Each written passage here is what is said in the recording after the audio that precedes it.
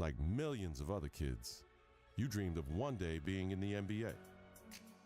You wanted to be a star.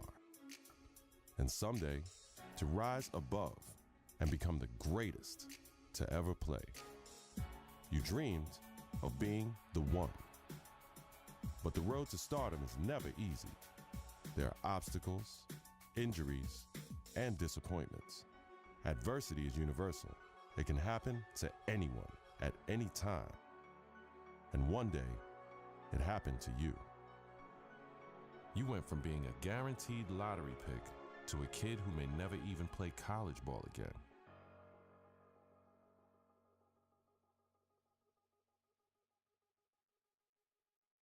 Now, look, it's always bad to hear about injuries, especially to college kids, of course. Yeah. But Stephen A. Smith, this one is particularly disheartening because we are 2 weeks into the season and one of the top NBA prospects in the country goes down potentially with a season-ending injury, a knee injury. That's a killer. I couldn't agree more. When I heard he was carried off the floor today, all you can do is find yourself hoping that he'll make it back. That's the bottom line. But my heart goes out to him because I didn't expect this. This is a devastating injury. It's never good to have something like this happen to you. The team doctor broke the news. Torn ACL, sprained MCL, and a torn meniscus. Surgery was scheduled, but your game will likely never be the same. At the 2016 NBA draft, your name is still mentioned. Not as a prospect, but as a cautionary tale.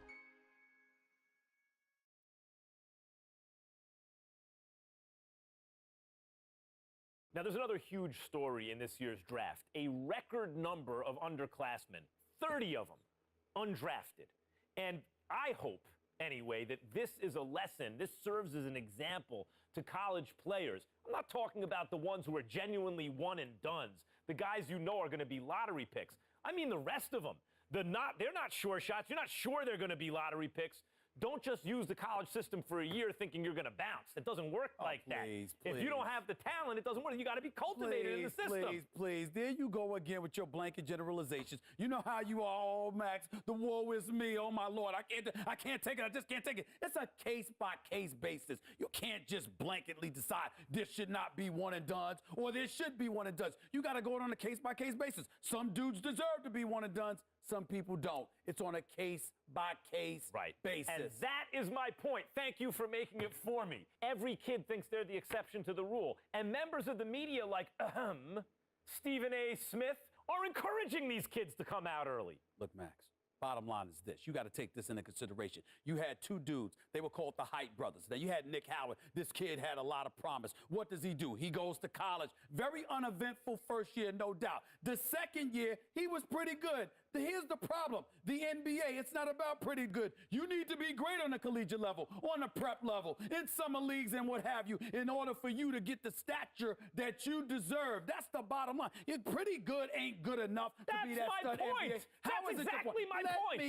Let me finish. There's another example. I did say the Hype Brothers. I wasn't talking about one individual. I was talking about two. What happens? One and done in a different way. 1 year, one ACL injury later, and look where he's at now. His future is clearly uncertain. So you got to take advantage of that opportunity because you never know when an injury is going to cost you everything. Stephen A., listen to yourself. Let's listen to yourself for a second. You give one argument for why a kid should come out early, a one-and-done situation.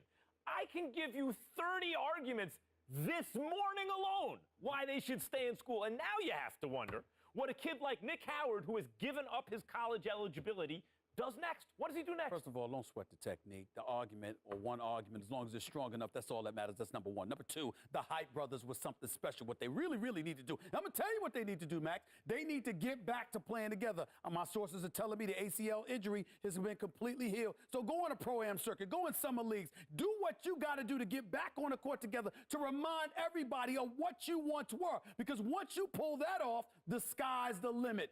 That's what they need to do. Get back to playing ball together, because when people see what you can do as one, the other arguments don't really matter. Like I said, don't sweat the technique.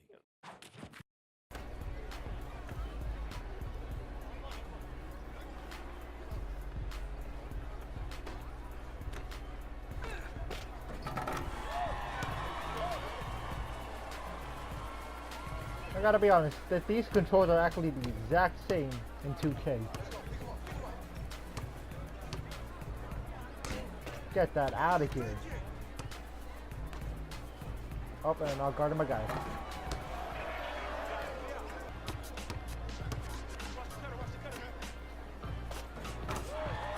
Got the assist. Open assist.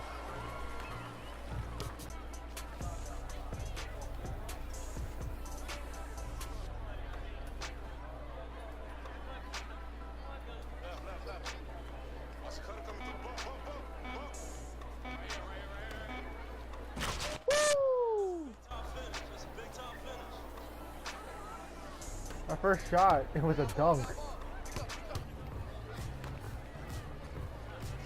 What? Did you say I saw that? I like bounced off his head. Get that out of here, that's a block.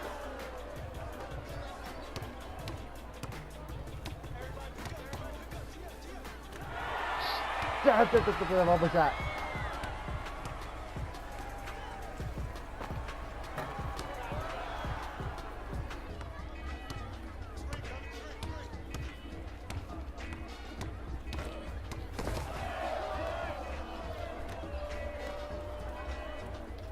Slam it down.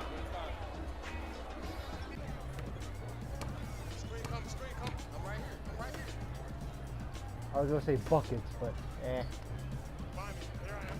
Buckets. That's a miss.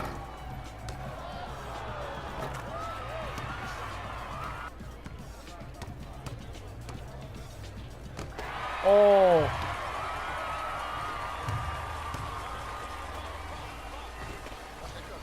Oh, I made that.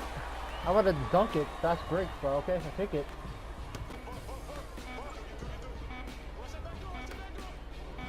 No way. Oh.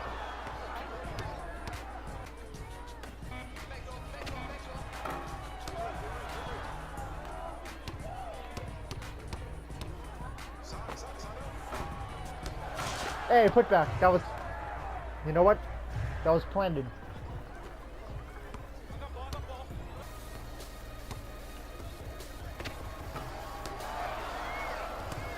Good defense.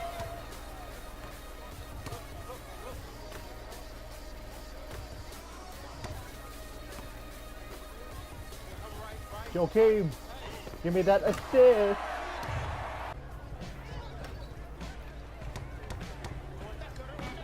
Oh, he turned over the ball.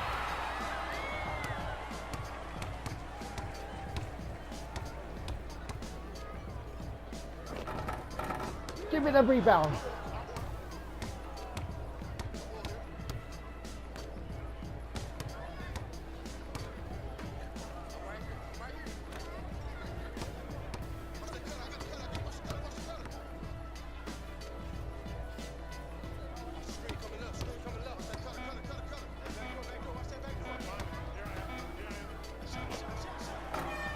Come on!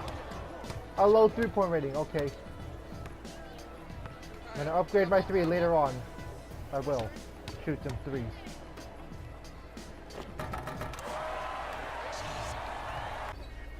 This is my first career mode.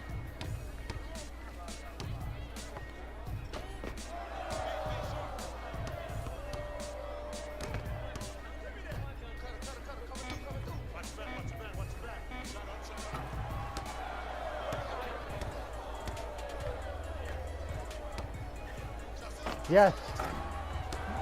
Come on. I swear to fuck if we blew this game.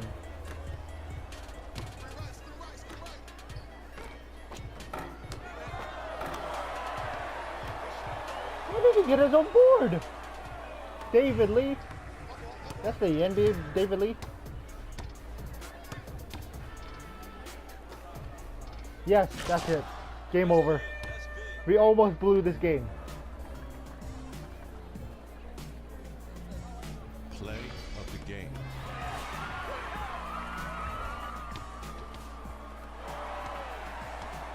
Wait, this guy's from the other team. How did he play the game?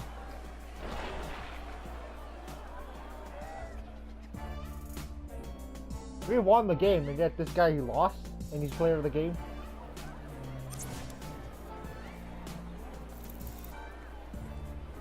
Wait a minute. They said that earlier had player of the game. It should have been me that should have been player of the game. Or Nick Howard. Let's be real about that.